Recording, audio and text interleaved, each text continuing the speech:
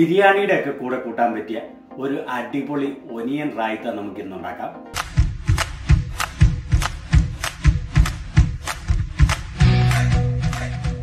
അതിനുവേണ്ടി മീഡിയം സൈസിലുള്ള 2 സവോള ഇതുപോലെ അരിഞ്ഞെടുക്കുക. ഇത് ചെറിയ സവോള ആയതുകൊണ്ട് ഞാൻ 4 ഉപയോഗിക്കുന്നത്. ഇങ്ങനെ നടുവേ ഒന്ന് കണ്ടിച്ചിട്ട് കനം കുറഞ്ഞ് ചെറിയ പീസുകളായിട്ട് അരിഞ്ഞെടുക്കുക.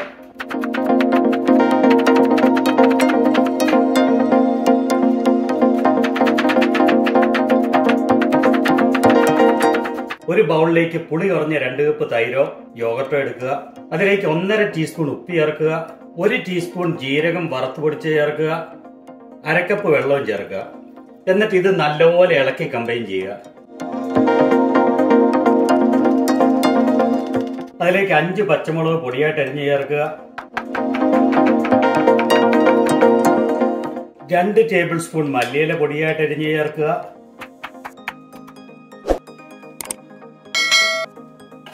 2 ടേബിൾ സ്പൂൺ മിന്റിന്റെ ഇല പൊടിയായിട്ട് അരിഞ്ഞ് ചേർക്കുക.